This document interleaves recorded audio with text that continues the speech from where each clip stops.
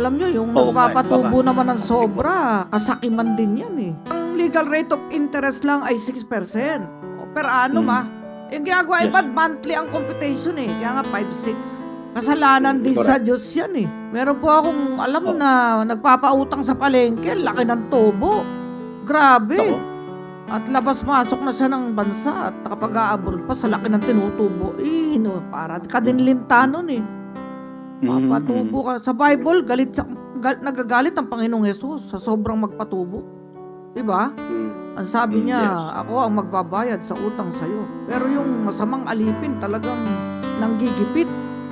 Diba?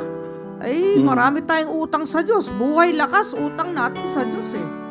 Oh. Aba, katumbas ba ng pera ang buhay mo? Eh ngayon, kung ginigipit mo, sobra-sobra yung patubo mo, tatakutin pa yung pakukulong mo, naguhulog naman. Abay, wag naman ganyan.